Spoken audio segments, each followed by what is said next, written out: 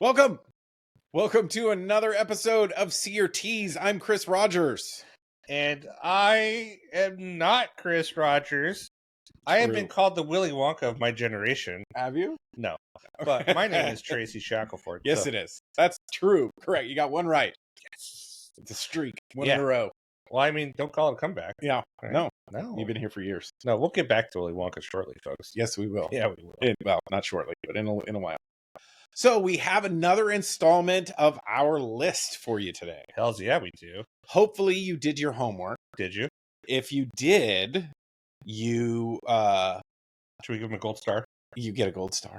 Or a new pair of running shoes. On your report card. Or a new pair of, yeah. Could be. Yes. If you did, you heard some really badass music. Is what you did. So your homework was to listen to the Forrest Gump soundtrack. Yes. Which we will be getting to that film in a little bit. It's definitely on the list, as you probably could have figured out. Yeah. It is one of the greatest films of a generation, in my opinion. I would dare say of all time. Yeah.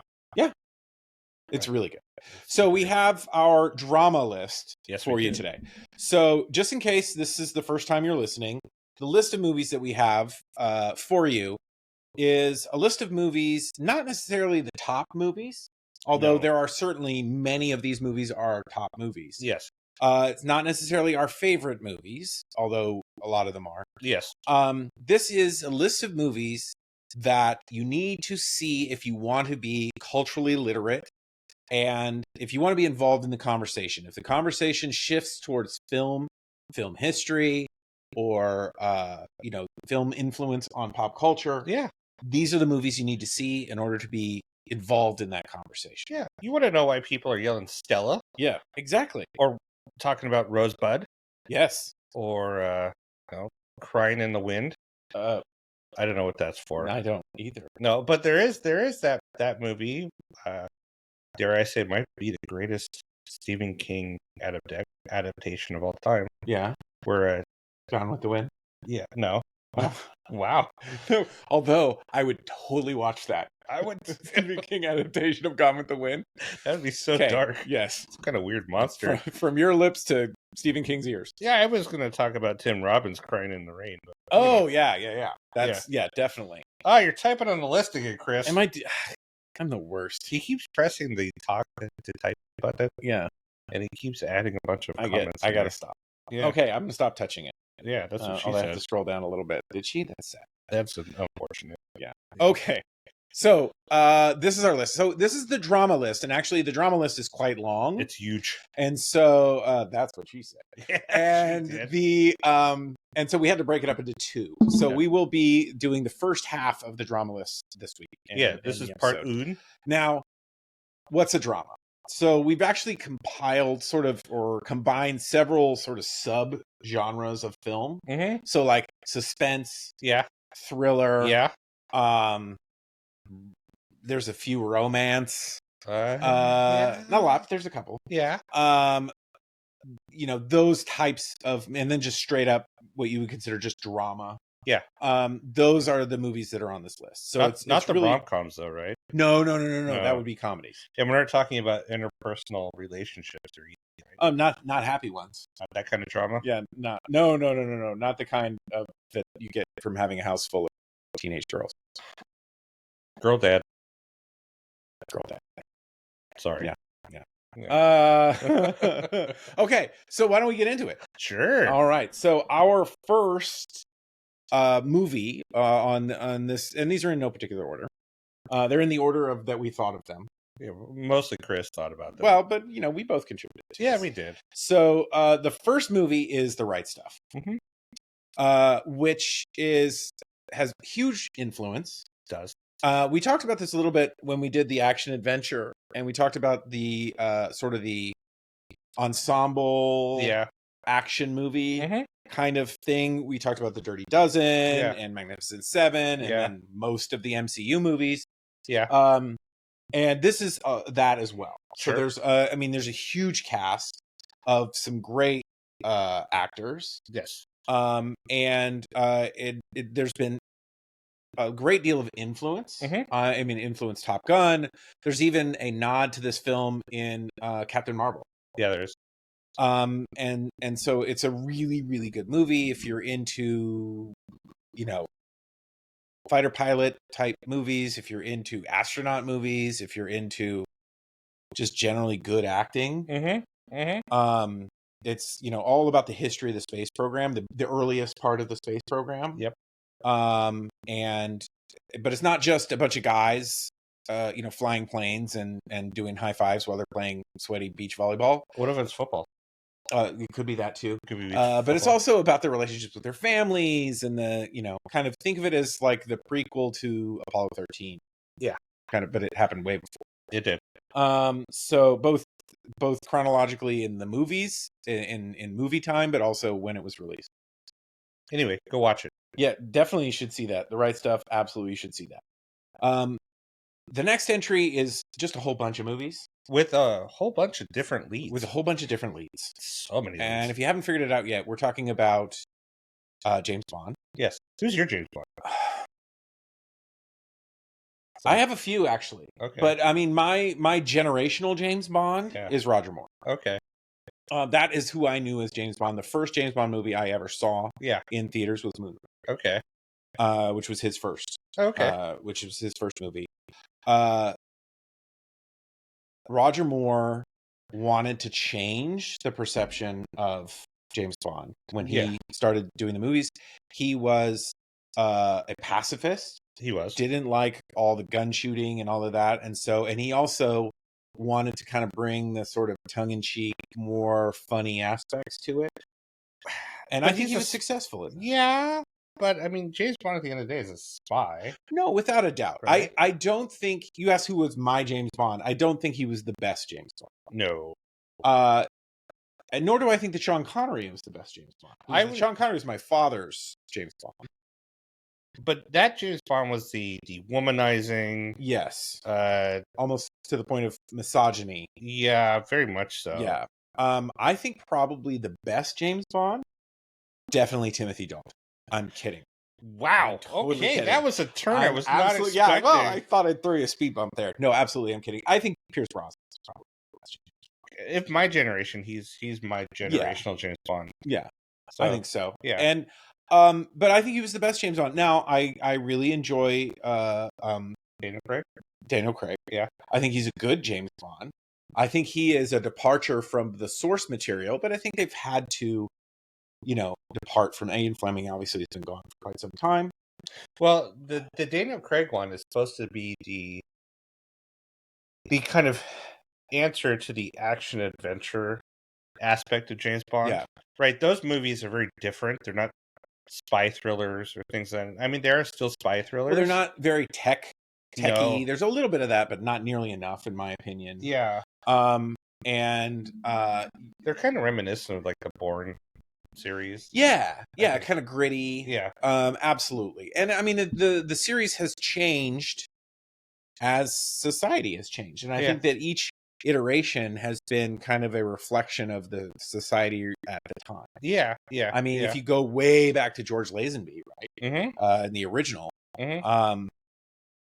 That was so long ago. I've only seen clips. I've never actually seen the original Casino Royale. Nor have I. I think that was the original movie, right? It was Casino Royale. Hold on, I'm gonna look it up. I believe that was the case, and I'm pretty sure I'm right on his name. But that's way before my time. The first one was actually Dr. No. With Sean Connery? In 1962. Yeah, that's Sean Connery. Yeah. No, there was before that, there was a George Lazenby that I think was his name. I don't see any George Lazenby bits. Let's see.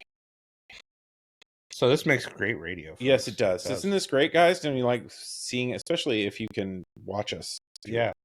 We're just both on our phones. Just, yeah. Shooting the shit, doing our thing. There we go. George Lazenby, actor in Her Majesty's Secret Service. So I was right on the name. Good for you, Rogers. You win an award. I win nothing. Let's see. 1968, on Her Majesty's Secret Service, New James Bond Meets Press. That was like a documentary about it. Oh, that's when he played himself. Okay, sorry. I'm scrolling the wrong way. 62 Archive was the footage. First one. And it was based on the novel from 1958. Okay, so in 1969, on Her Majesty's Secret Service was when he played James Bond. I thought he was the first one. No. I was mistaken. So it was Sean Connery. Yeah. From 62 to 67. Yeah. Then George Lazenby in 69. Yeah. And then Sean Connery again in 71 for Diamonds Are Forever. Yes. Followed by Roger Moore. Uh-huh. And then Chris's ultimate, James Bond, Timothy Dalton. From 87-89. When was Never Say Never Again? Never Say Because that was Sean Connery coming back to the role after. No, Sean Connery came back to the role with Diamonds Are Forever. Okay, so here's the list, okay? Yeah, okay, let's have it. 62, Dr. No, Sean Connery. Yep. 63, From Russia with Love, Sean Connery. Yep. 64, Goldfinger, great video game. Yep. With Sean Connery. 65, Thunderball with Sean Connery. 67, You Only Live Twice with Sean Connery. Yep. 69, George Lazenby on Her Majesty's Secret Service. Yep. 71, Diamonds Are Forever with Sean Connery. Yep. And then the following movies are all Roger Moore. Live and Let Die. Yep. The Man with the Golden Gun. The Spy Who Loved Me. Moonraker. For Your Eyes Only. Octopussy. A View to Kill. The Living... Simon Le Bon. Yeah. Yep. The Living Daylights. And I'm sorry. No. And then the next couple are Timothy Dalton. Yep. 87 is The Living Daylights. And 89 is License to Kill. You missed one. No, I didn't. 83. Never Say Never Again. Sean No. Connery. 83 was Octopussy. No, it was also... Or maybe... No, it was 80... I just looked it up. Dang it. 83. Never Say Never Again. Sean Connery and Kim Basinger. I don't see that anymore. Is that a James Bond movie? Spectre Agent. Yeah. Are you sure? Yeah, I'm looking at it right there. See? Never Say Never Again. James Bond. A Spectre agent has stolen 2 American nuclear warheads, and James Bond must find their targets before they're detonated. Say never. Never Say Never Again. Again? Yeah, Max von Sydow was in it. Oh. Did he actually play James Bond? Yes, he did. I saw it in theaters. Interesting. Yeah, there was a whole motorcycle chase inside of indoors in that one, tunnels. Well, there's Oh, maybe Broccoli wasn't the producer of it or something like that. No. Okay. So those are non-canon movies. Oh. Okay. So there's 2 non-canon movies. Yeah. Casino Royale. Yeah. In 1967, David Niven. Yeah, that's the one I was thinking of. Got it. Right. And then there's the 1983 movie, Never Say Never Again. With Sean Connery. And those are the non-Eon movies. I guess Eon was the producer. Yeah. Or the Albert R. Broccoli was the original producer. So I guess Eon was the distributor. Oh, okay. But apparently they're considered to be parody Bond movies. That's BS. You know what they are? Yeah. Anyway, let's finish this list. Oh, yeah, please. Yeah, 95 to 80 or 2002, Pierce Brosnan. Yep. GoldenEye and 64. Yep. Great game. Yeah, great game. Tomorrow Never Dies. The World Is Not Enough. Die Another Day. Yep. And then from 2006 to 2021, it's a long time for someone to be a James Bond. Yep. Casino Royale, Quantum of Solace, Skyfall, Spectre, and No Time to Die. Yeah, well, and part of the reason why that was such a long time is because there was a lot longer in between films. It was. I mean, okay, so it was 2 years, then 4 years, then 3 years, then 6 years. Yeah, yeah. They were like during the Roger Moore era. I think he had just as many movies, but just in a shorter period of time. Well, the other one, the No Time to Die, that was delayed like 2 years because of COVID. Yeah, thanks true. COVID. Yeah. Anyways, that's the James Bond. Unless we've been on there for like 12 minutes. Yeah, that's way too long. Yeah. But anyway, if you haven't seen them, I don't know what to say. What are you doing with your life? Yeah, you should definitely watch those movies. Now, why are they dramas and not action adventure? Because we said so. Boom. Yeah. Yeah, there you go. There's your receipt, people. Yeah. Do you like them apples? Okay. So next, the Karate Kid. Which ones? The first 2. Oh, not Karate Kid 3? No. What about the Return of the Karate Kid? No. What about the Don't even mention Will Smith's kid. That one's getting a sequel. Yes, I know. Well, but Ralph Macchio's in it. Yes. and Jackie Chan. Yeah, Worlds colliding. it I know, is. dogs and cats living together. Mass hysteria. I don't know what to think. Yeah, It's crazy, but I mean, if it's got Jackie Chan in it, I'll give it a shot. he's pretty good in everything he does. Yeah, I enjoy him. So, yeah, the Karate Kid, great ones. Karate Kid 1, Karate Kid 2, yes, excellent. Yep. I was kind of bummed that Elizabeth Shue wasn't in the second one, was she? No, they were in Okinawa. Yeah, and so it was a new female love interest. Yeah.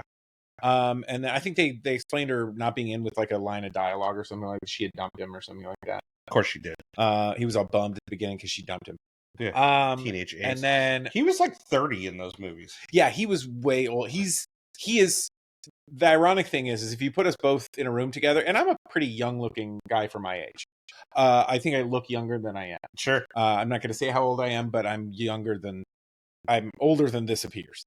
Not that this appears any younger than whatever. Anyway, but he's a lot older than I am. Yeah.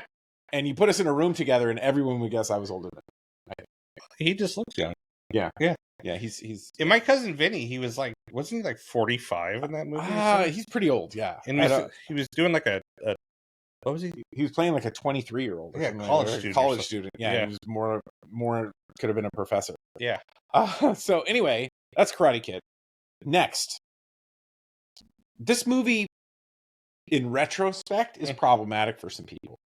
Well, it's not historically accurate. It's not historically. I just meant by who the actor director is. Oh, but is this, I know which one you're talking about. So you're talking about Apocalypto. No. Oh. No. Although that's a great movie. No, I'm just saying just because it's Mel Gibson. So we're talking about Braveheart. Yeah, we are. Braveheart is nowhere near historically accurate. Okay. William Wallace was never even in the same city as the Queen. Lies. So, and there, there's all kinds of different things. So you're saying fiction is not real? Yeah, I can't believe I am, but yes, I am saying that. But that doesn't.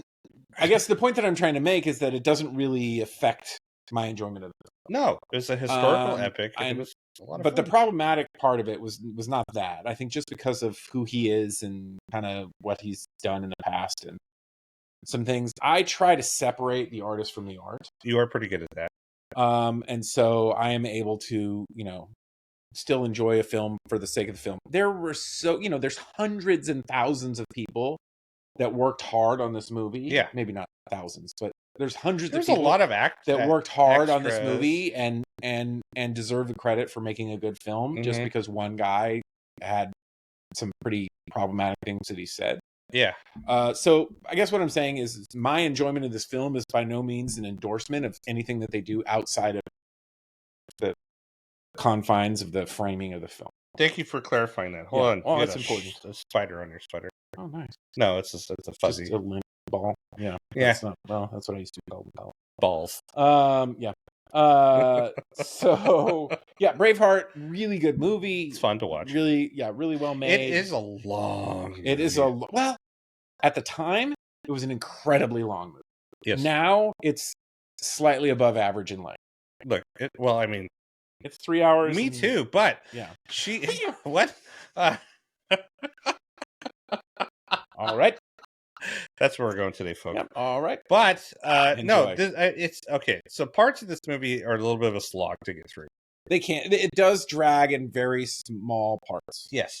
But it's so if you put this up against an ultra long movie like Endgame or something like that, the Avengers Endgame, that doesn't feel like 3 hours. The director's cut of Return of the King. Oh god, that's super long. Yeah, that's basically like reading Tolkien at that point. But you can also remember that Andy Warhol made a movie that was 8 hours long called Sleep, and it was just a person sleeping. Of course it was. But that's a long movie. Andy Warhol did a lot of weird things. Yes, he did. He was an artist. Yeah, he was. He painted a soup can. So that among other things. Yeah. But that's fun. Okay, so speaking of historical dramas, right? JFK is next on our list. Yeah, JFK. We were just there at Dealey Plaza this summer. Yeah. If you get a chance, go. It's a very interesting museum. It's very cool, but it's just weird, surreal to me. There's a big X painted on the ground where the limo was when the And the street is not closed off or anything. No, I mean, it's a street that when we left, we drove right on the route that he went on. Yeah. So, I've been there. It's a good movie. And again, I mean, just you have to take it sort of, it's not necessarily historically accurate. If you watch that movie, you're like, oh my God, it's clear who killed JFK. Yeah. But you have to remember it's not necessarily, it's based on a case that was brought in Louisiana like several years after JFK was assassinated. Naturally. That ended up not really going anywhere. Makes sense. So take that for what it is, but that doesn't mean it's not a great movie. There's so many people in the movie. If you're a fan of the Kevin Bacon game, because Kevin Bacon is in the movie, and there's so many other actors in it. I mean, we're talking about Joe Pesci, Kevin Costner, Tommy Lee Jones, and Ed Harris. Basically Ed everyone Asner, that was a big deal. Jack Lemmon. I mean, so many people. So, and the fact that Kevin Bacon's in it, it just makes it a great movie for the Kevin Bacon game. And 7 Degrees of Kevin Bacon. Yeah, I used to be like a professional 6 Degrees of Kevin Bacon person. Yeah. One time, without even, and this was before, IMDb or anything like that, I think I did Charlie Chaplin. Okay. I couldn't do it now. Oh. But it was, I think, I was proud of that moment. One of my great moments. Okay. Next we have the homework assignment. So Forrest Gump. Yeah. It's such a good movie. I mean, anything that Tom Hanks does is brilliant. Sally Field, Gary Sinise. Yeah. Just so many. Robin Wright. Oh yeah. Robin Wright Penn. Absolutely. Nay, Robin Wright. Yeah. Yeah, I mean, just amazing.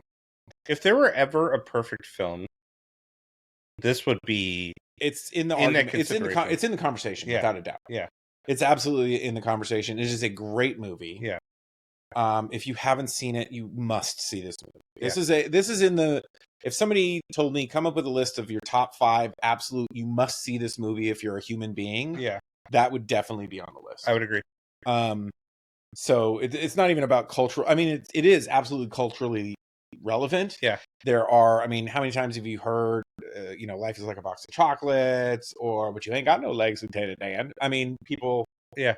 There's jokes and everything. And the fact that the movie came out 28 years ago? Let's see. I was.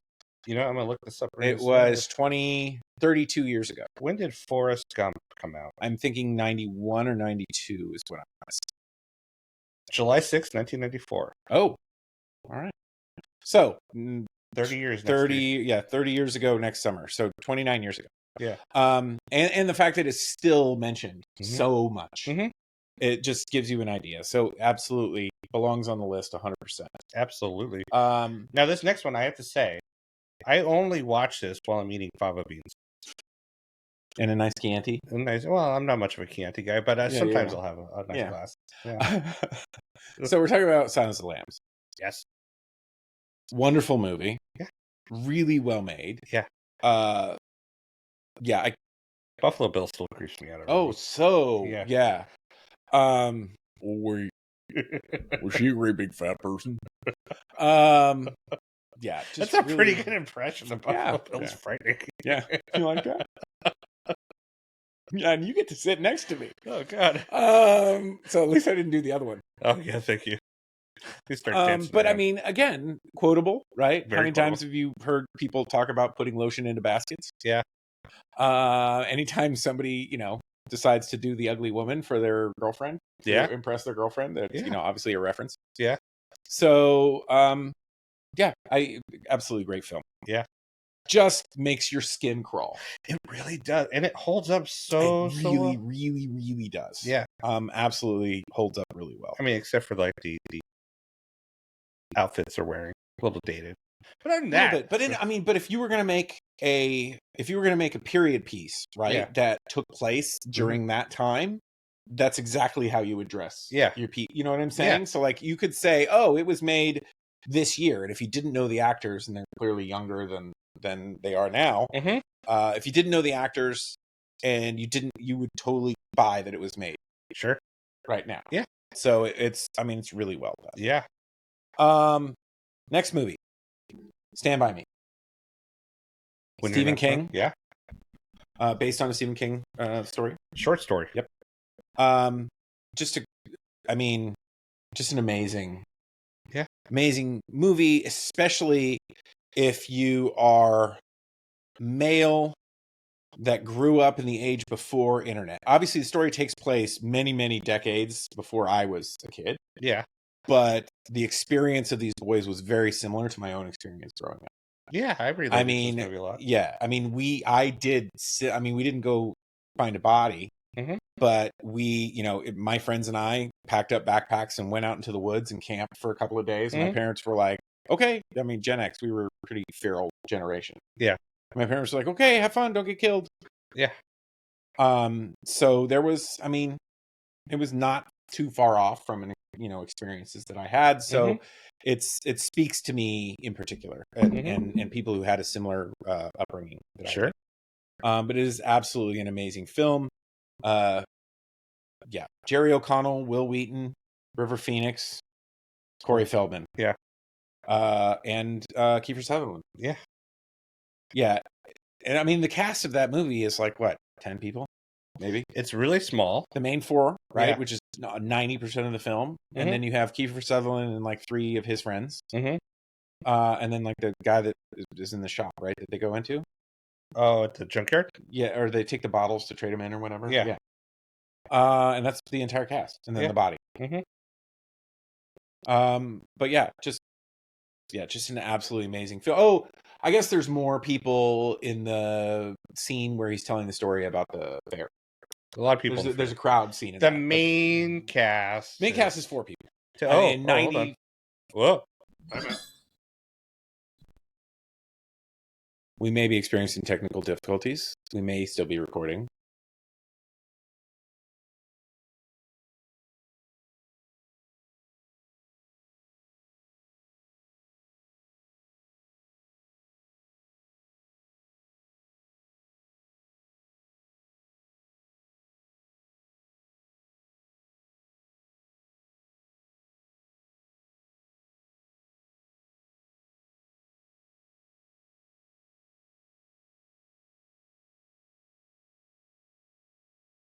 Check.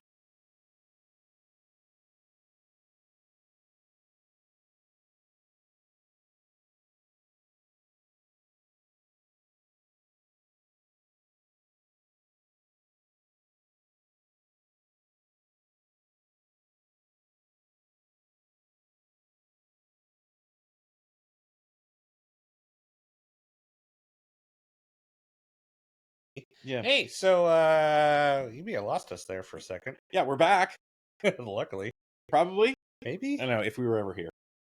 So that was Stand By Me. Yeah, that was what we were talking about. We were pretty much finished with that one. Just absolutely should see it. Please. And then next we have. I can't handle this movie or the truth. Yeah, no. You can't. I mean, I could, but you can't.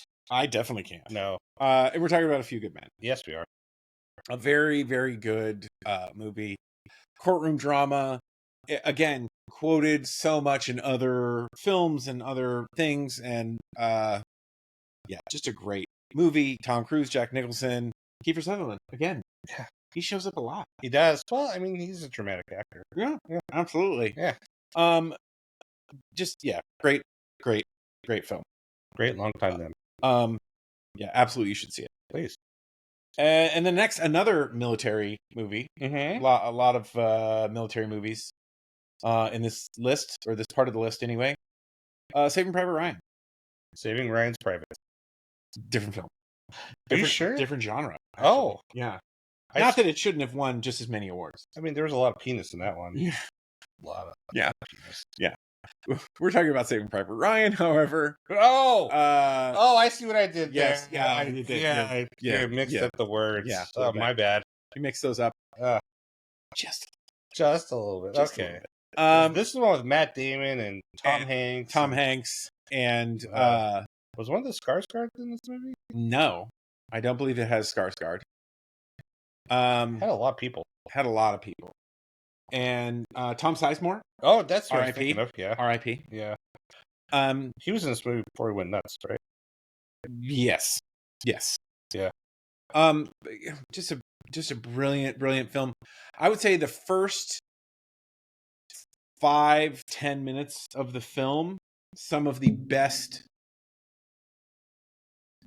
Spoken as someone who was definitely not there, Yeah. but seems to me to be some of the most realistic World War II movie footage Yeah. ever. Yeah. Not that the rest of it wasn't, but it was just, I mean, it was so incredibly impactful.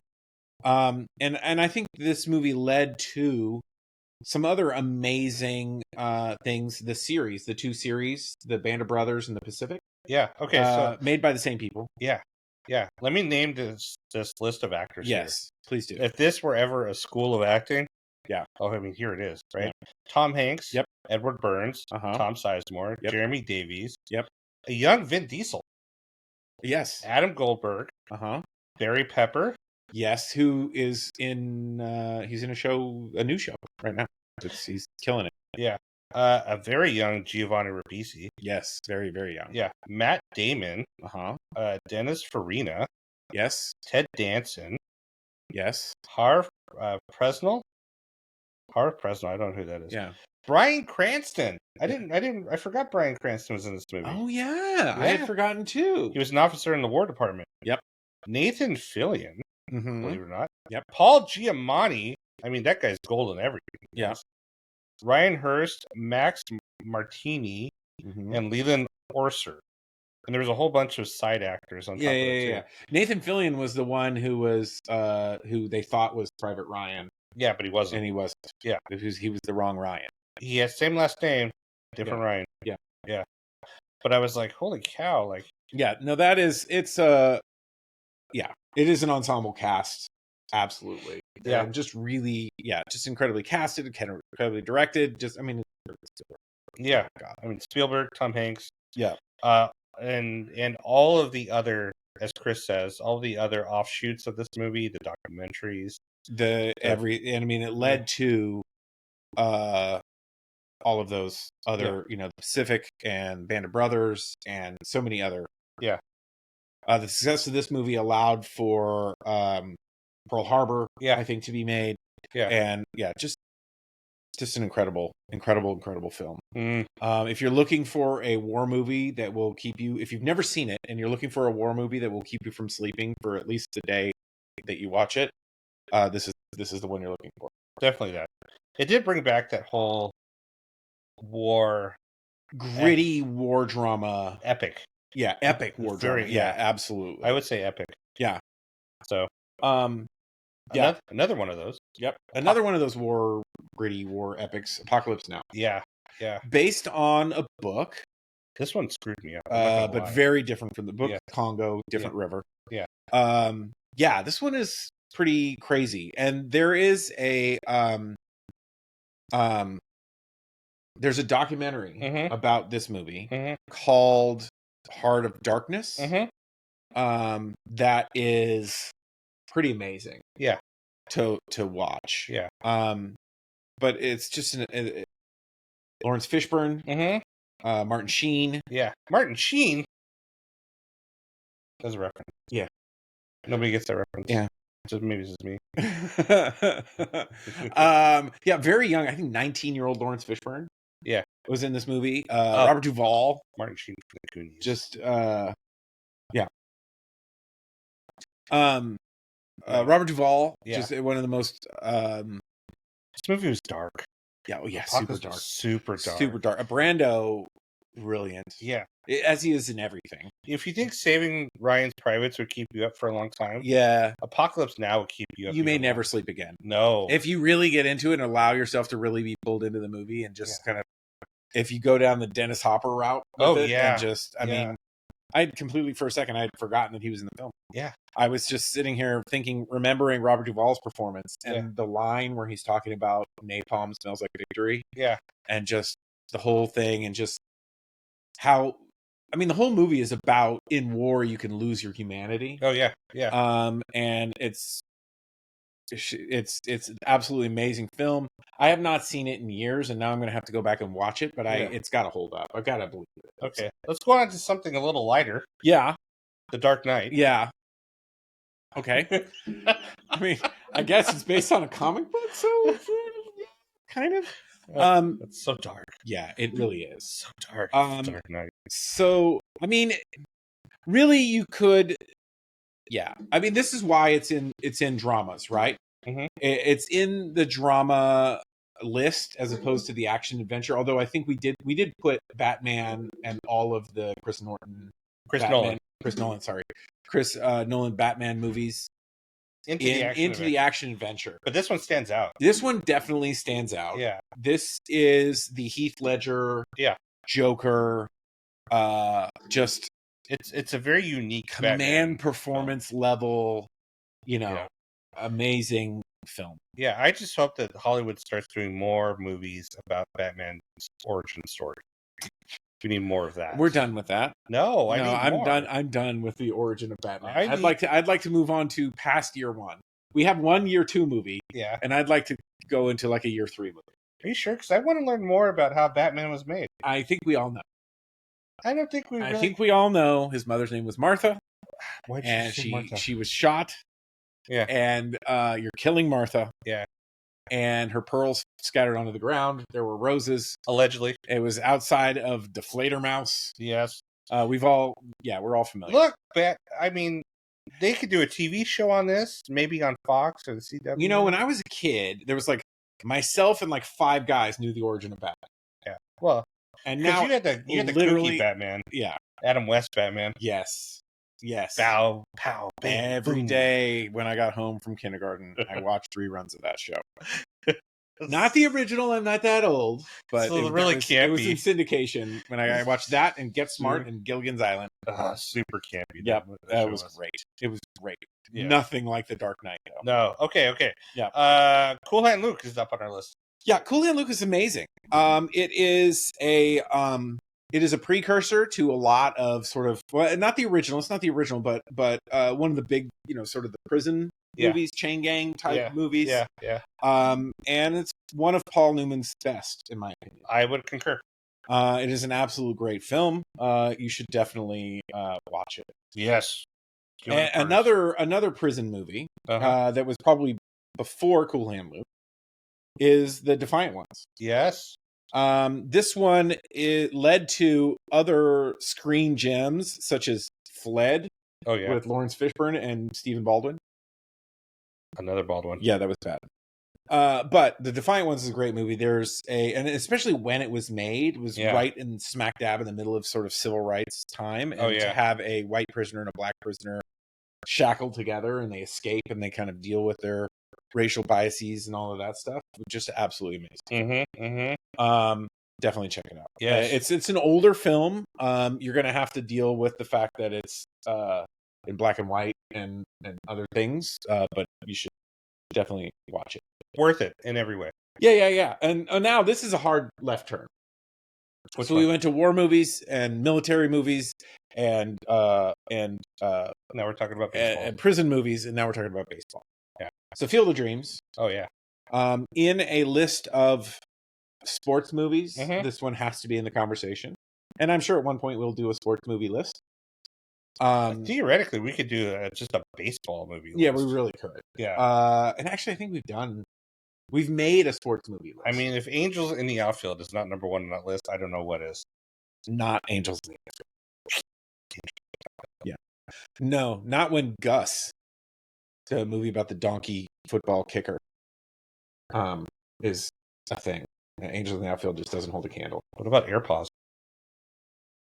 Airbud, you mean? No, AirPaws. AirPaws? Yeah. Was that a sequel to Airbud? Yeah. It was 5. It's your fault for never making a rule that explicitly bans a golden retriever from playing basketball.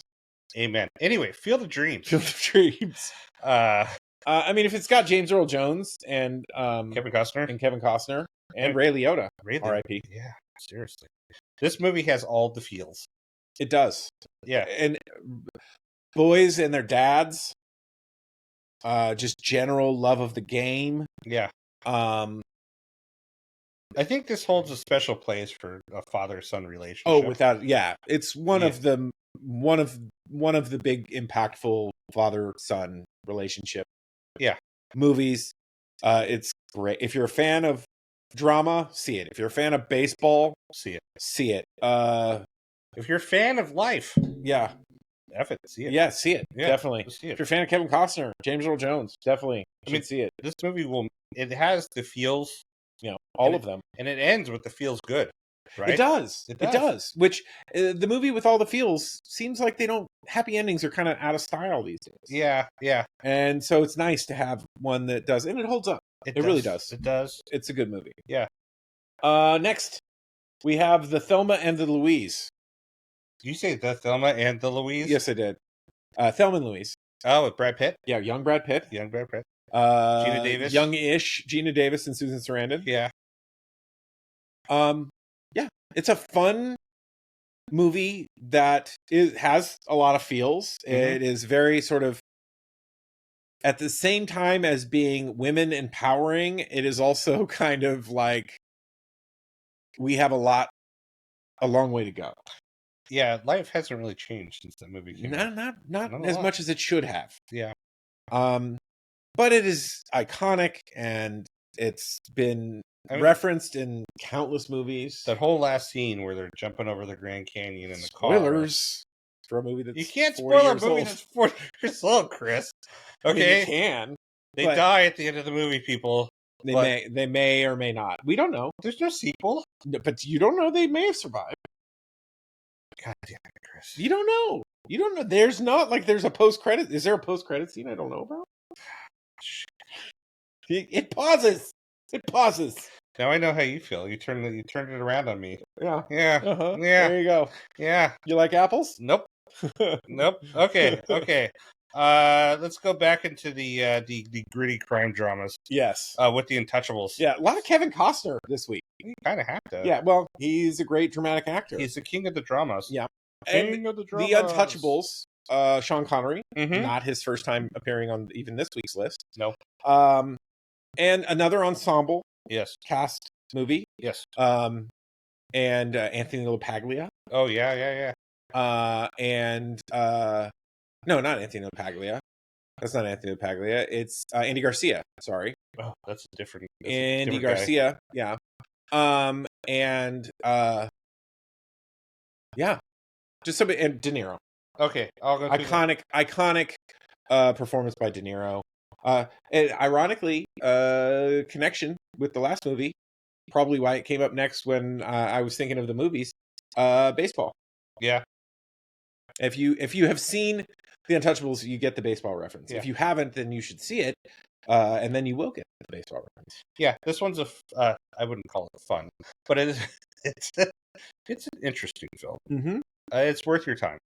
Yeah, it's great. There's some really cool scenes. Mm-hmm. The interrogation scene on the Canadian border, in the shack on the Canadian border, is one of the best sort of cop interrogation scenes where, and the idea of don't bring a knife to a gunfight is a big part of kind of the plot of this movie. Apparently, this was going to have a prequel. Oh, really? It was until it fell through, but it was going to star either Nicolas Cage, Gerard Butler, which would have been a bad choice, or Benicio del Toro, which would have been a weird choice. Yeah, I don't like any of those. I don't like any of those. As Elliot Ness? Yeah.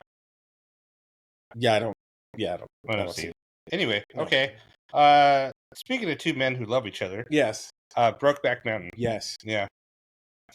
Recently a listener that just made me I don't know how this may make you uncomfortable. A listener saw one of our clips of our show. And mentioned that somebody had seen the clip of our show, I think on TikTok or something like that, and ran into my wife and said, "Oh, is this your husband?" And she said, "Yeah." And she said, "Wow, there's really a bromance going on there," something like that. So, but I don't know. Well, so the next movie's Brokeback Mountain. I wish I could quit you. You'll have to watch the video on YouTube to see that. It's a really good movie. Yeah, it really is. It gets a lot of sort of tongue-in-cheek references, I think. It does. Like we just did, really. But it is Also, one of Heath Ledger's great performances. I Absolutely. mean, he was a brilliant actor. Yeah. For being as young as he was, Yeah. like, he was great in a lot of things. Yeah. And died way too young. Yeah. Heath Ledger. I mean, my grandma, when she was alive, said that this was her favorite.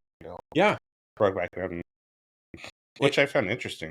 I'm like, why, Grandma? She's like, it was such a great love story. It was. Yeah. It really was. And just sort of dealing with everything that, all the baggage that comes along with it, and just, yeah. Jake Gyllenhaal, also brilliant in the movie, not to take away from his performance to praise Heath Ledger. They were both absolutely brilliant. Well, don't forget, Randy Quaid was in this film, too. Yep.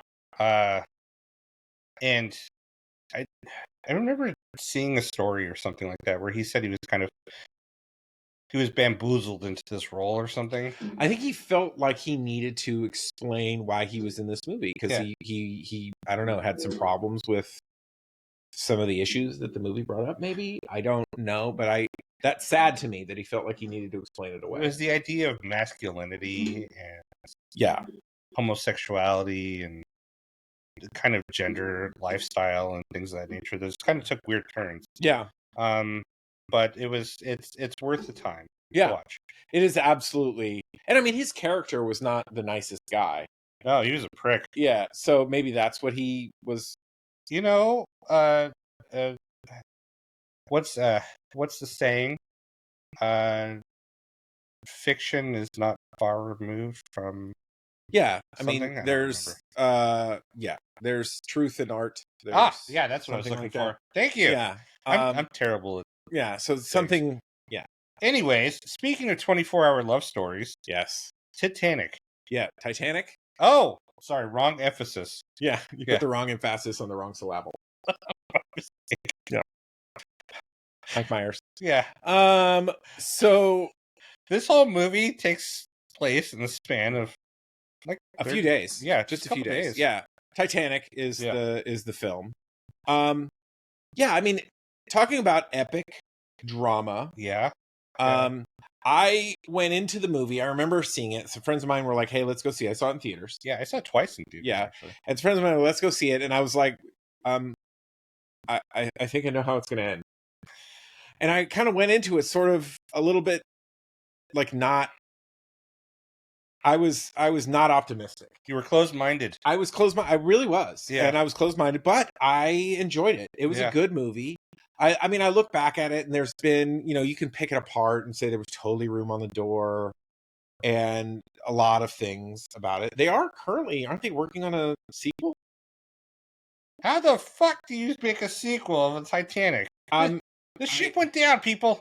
No, I think it's more about Rose's life after. I have not heard anything about that. I'm going to look it up. I think I heard something about that. Or maybe it was like impossible that they were thinking about it. I don't know if the deal got made. That's a bad idea. But yeah. That's a real bad idea. I'm hoping that the Leo character didn't survive. No, well, obviously he didn't. He died. Well, I mean, he could have. Again, you didn't follow him to the bottom of the sea. I mean, he might have had a spark of life and then swam up and gotten into a different boat or something, and then avoided Rose on the. Chris, this is supposed to be the season of giving and hopefulness. That's it's perpetual hope. And I'm trying to keep the spirit of hope alive. You're taking away my. Hey, look, I am known for my positivity and sunny disposition. Anybody who knows me will tell you that I am just a joy to be around. I'm a ray of fucking sunshine. Keep hope alive. Okay, is what I say. You're making me lose my hope in humanity. Don't I say that? No, you've never said that. I just did. Okay, we recorded it. Anyway, this film is not getting a sequel or a prequel. Oh, okay. Never ever. Good. Apparently, there was a live version, Titanic Live. Until the end, when a lot of people died. What the hell? I could have sworn I read something that maybe somebody was shopping it or something like that. That's a bad idea. Happen. Oh, I totally agree. I think it's a terrible idea. Oh god, what the hell's happening here? Anyway, we're losing touch with with our audience here. Okay, our next Our next film. The Brat Pack. Go to the next one. The Rat Pack. The Brat Pack. Brat Pack. The Brat Pack. The Yeah. Outsiders. Yes.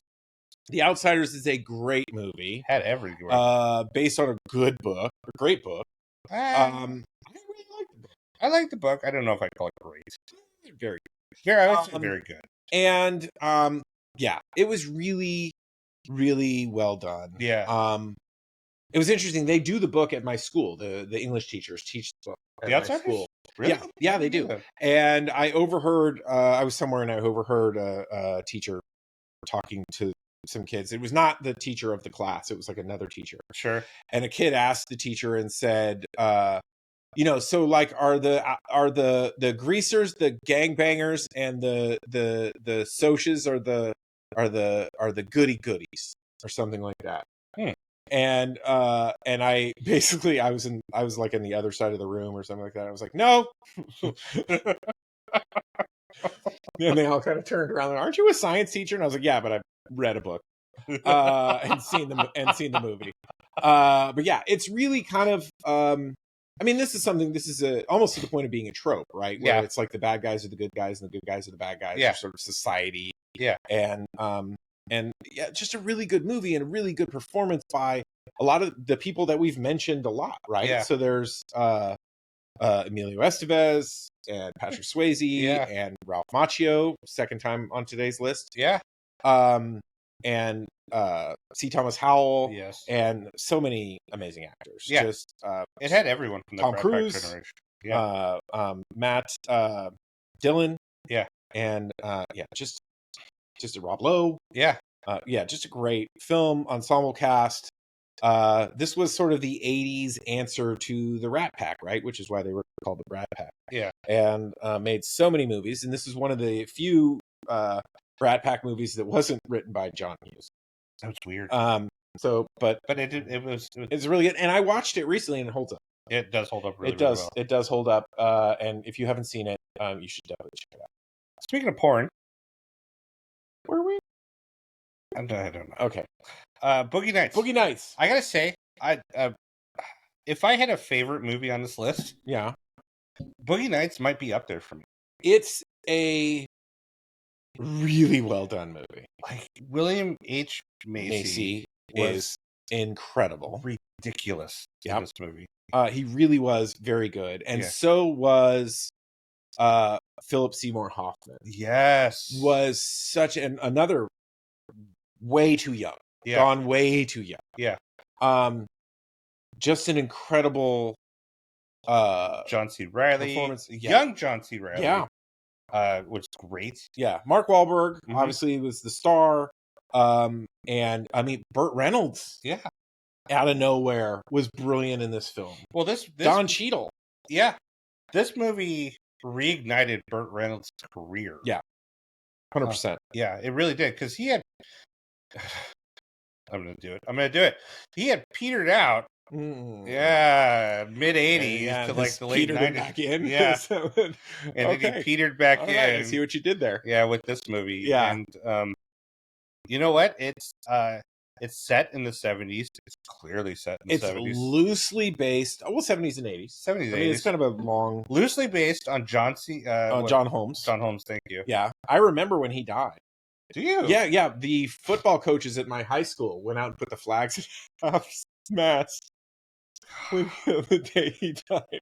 And people were like, why are the flags down? And everybody's like, I don't know. And the coaches were, because he's permanently flaccid. Yes. Yeah. Yeah, it was they just felt it was appropriate, I guess, at a school to put the flags at half mast when a star with a giant wiener penis. Yeah. But that wasn't even like the main aspect of the film. I mean, it's a part of it, but yeah, it was. He still has the prosthetic, by the way. He does. I know. Yeah. Just everything about this film is just so good. Yeah, so good. And then it's weird to watch with your parents, so I'm not gonna lie. Yeah, definitely. Don't do What's her name? The actress. Which one? Well, there's Heather Graham. Heather Graham is great. Was great, and then the Julianne Moore.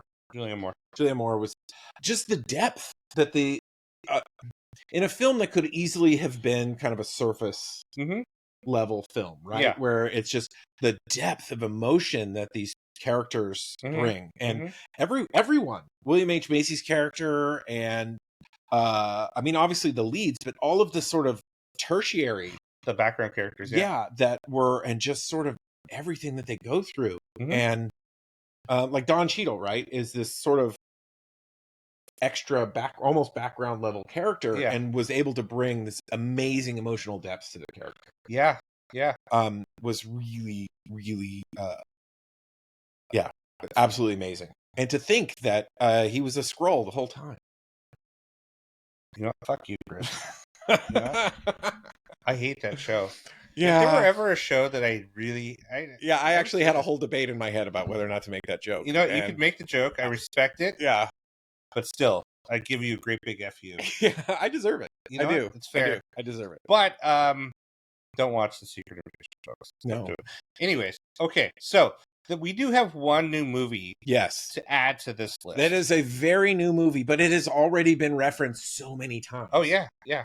And it's only what, a year and a half old? It's about a year old. Yeah. It's Everything Everywhere All at Once. Yes. Everything in this movie is perfect. It really is. Yeah. It is up there in the conversation, the perfect movies, and it is so new. Yeah. It is so weird to be talking about a movie as new as this in those terms. Sure.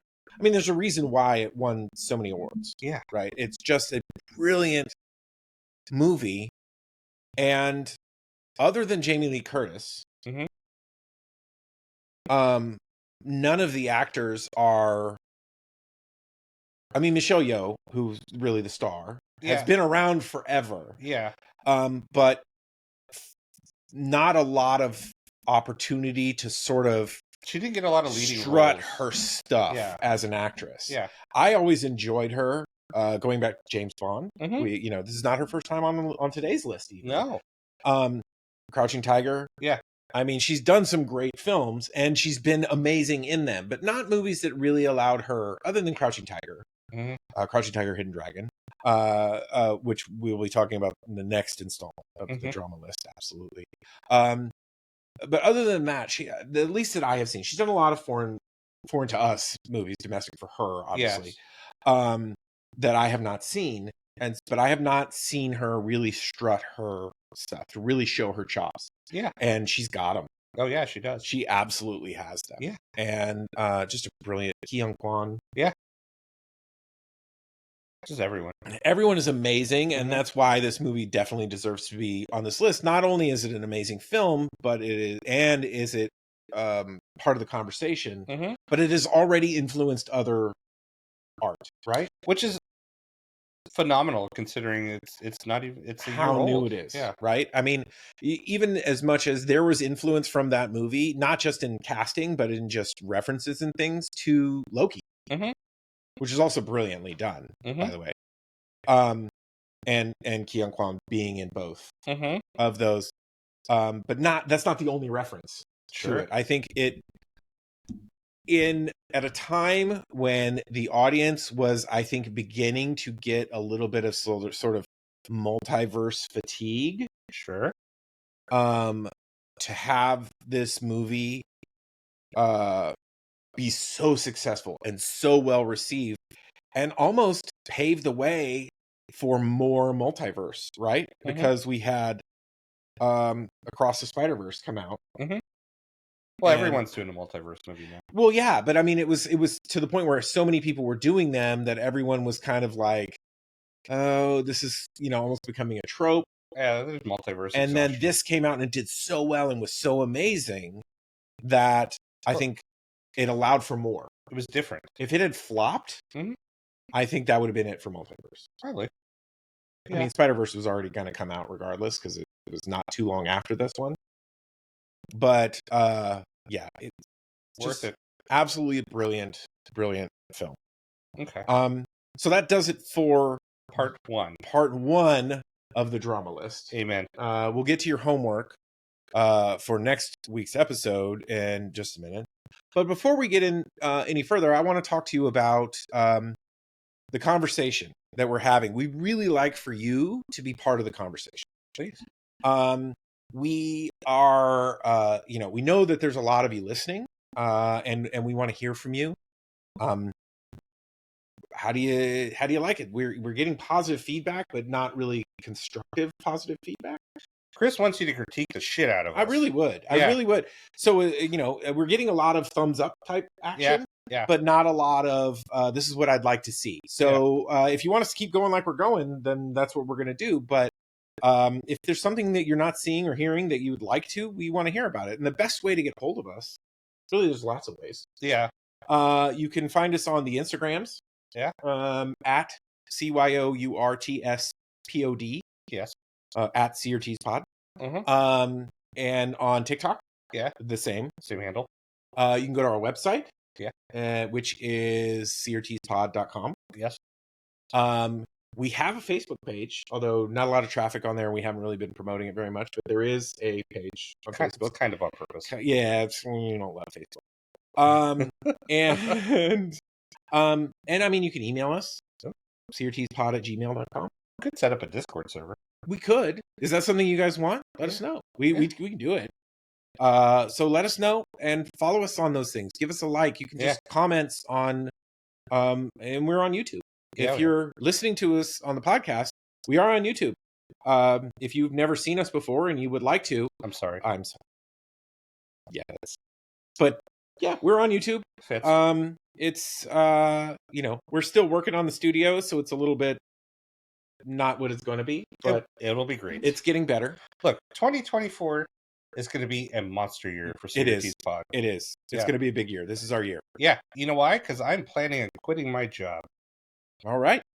No, I'm not actually planning on that. I can't. Unless we get that fancy influencer lifestyle going. Yeah. Even then I've been told that I'm not allowed to do it. I said, what if we make millions, like Mr. Beast level money? And I was told, no, you need your pension. What? Yeah, okay. You know, I was talking to your wife the other day. She had a different impression. Yeah, really? Yeah. All right. Yeah. So, you know what? Interesting. Yeah. Apparently that's what she said. Sing! So give us a like, give us a subscribe, follow us on whatever platform you prefer or multiple platforms. We are on all the ways to listen. Yes, absolutely. Anywhere where you find your podcast, you can listen. If you're watching on YouTube, obviously, if you're listening on the podcast, you already know that. If you're listening on the podcast, though, check us out on YouTube. All right, this has been a great commercial. It really has. Yeah. So we have a new segment. Yeah, we do. We have a new segment on the show, and this is called Our Latest Obsession. Yeah, we got to come up with a soundbite. Yeah, we will. We will. This is the first time, so we don't have anything for you. But it's just kind of the thing that we're really kind of into this week, or what you're really feeling right now. Gentle for my first time, Chris. Okay, I will. Thank you. So my latest obsession, is a show that I discovered on Paramount Plus. Okay. I will say right up front that there's 2 seasons, and there is not it got canceled, so there's not going to be a 3rd season. Wow. However, the storyline of the 2 seasons, kind of there's an arc that kind of ties them both together, and it kind of ends in a nice way. So it's not like you're left like with a cliffhanger. Oh, okay. I definitely want more, so everything is all tied up. But it is kind of, and mostly in a bow. There's a few little jagged edges, but for the most part, it's pretty good. And the show that I'm talking about is called Joe Pickett. Oh, yeah. It is really well done. The premise is that Joe Pickett is a game warden in Wyoming. And it's a really good kind of mystery. There's a lot of actors in it that you may have seen before. But other than David Alan Grier from In Living Color. Yeah. And if you're younger than 40, you might not know who even that is. But there's some people who you're like, oh yeah, they look familiar, but maybe you wouldn't know who they are. Yeah. But it's really good kind of mystery. Sure. There's some action. Yeah. There's some really good drama, but all of the actors are brilliant. Cool. Every single person is brilliant. Even the characters that are sort of comic relief, kind of idiots. Yeah. Like that's the character, not the actor. The character are still really well done. Sure. So that's my latest obsession. And for you? Oh, I guess I have to talk about right now. Yeah. So I am a fan of just movies where I can turn my brain off, Same. and I don't have to think about them. Mhm. And a big one of those has been the Godzilla films lately. And there's a show on Apple Plus called Monarch: Legacy of Monsters. Yep. It's starring what's his name? Shit. Kurt Russell? Kurt Russell and his son Wyatt Russell. Thank you. As the same person. As the same person. Colonel Shaw. Yeah. It is it's kind of a whodunit type film, Yeah. or show, I guess. But it's a lot of fun to watch because you get introduced to why the background entity of Monarch is a thing, and kind of, how do I describe this? It's almost like a Scooby-Doo. It is. Well, the way that I've described it to somebody, because I'm an episode behind, but I've been watching it. Yeah. Is so the Monarch movies, right? Yeah. That start with Kong Skull Island. Yeah. And then they go through Godzilla. Yeah. And then Godzilla King of Monsters. Godzilla King of Monsters, and then Godzilla versus Kong. And then a new one coming out, Godzilla Zero or something. No, so this one is Godzilla X Kong. Yeah, Godzilla X Kong. And then there was one that Toho just released too, which is Godzilla -1. Yeah. Which is not in the same universe, which apparently is a spectacular film. Oh, like everyone has like glowing reviews about this movie. Oh, then we'll have to see it. Well, it's only available in theaters until today. Oh, okay. Well, then it'll be out in a couple of weeks. Sorry, so we'll watch it it'll be out on Apple or something. But it's there's a Scooby Gang in the show. But how would you describe it? Well, so the way that I described it is, so those movies all kind of follow. They're all in, obviously not the Godzilla -1 one, but all of the movies in the Monarch verse. They're kind of at different times, and there's kind of some gaps in between, and they don't all line up. And so this show really does jump across huge spans of time. It does. And it's kind of like the thread that kind of is being sewn to pull them all together. Yeah. And it really does explain a lot of what's going on and who a lot of the people are. Yeah. And it's... Plus we get new monsters every week. Yeah. And it's really cool. There's this definitely arch of the story, but then there's also an episodicness to it. Yeah. I'm looking forward to seeing Rodan pop out at some point. Or if Mothra makes a comeback. That'd be cool. That would be cool. Okay. So those are our latest obsessions. Yes. Let us know what yours are. Yeah, we'd love to hear yours. Yeah. But we do have something new coming up next week that we do want to introduce to everyone. Yep. And this big homework assignment here for you guys. So please. We do have homework for you. One. Yeah, we do have homework for you. So, Mr. Rogers' homework. So, get out a pen, write this down, or a pencil. What if I only have an Apple pen? But as long as you have an iPad. But I don't have an iPad, I just have an Apple pen. Then bite your finger really hard. Damn. Dark. Do it in blood. Shit. So this is your homework. Signing the shit in blood. Not having a pencil is no excuse. Okay. So here's your homework. Your homework is to watch 2 films. Okay. And those films are the original Willy Wonka and the Chocolate Factory with Gene Wilder. Yes. And Tim Burton's Charlie and the Chocolate Factory. I think you got those reversed. Did I? Yes. Okay. Hold on. I'm gonna verify this. We're gonna do it live, people. Yes. We're gonna do this shit live. You looked it up and told me before we started. I was going off what you said. Yeah, but I'm throwing you. How's the underside of the bus look? Yeah. I totally just threw you under there. Okay. Thank you. I appreciate that. Yeah. Enjoy. So, no, you're right. Oh, you're right. Okay. You're right. No, we were both right. We'll fix it in post. Yeah, no, we won't. Okay. So the Gene Wilder one is Willy Wonka and the Chocolate Factory. Watch that. Yes. And then Johnny Depp one. Yeah, which is Charlie and the Chocolate Factory. Johnny Depp, Tim Burton. Yes. Watch those 2 movies. Please. Because next week, we will be talking about Wonka. We're going to do our first film review. We're going to do our first new film review. Yeah. And so that's your homework. So I think those are really good, even though they're separate.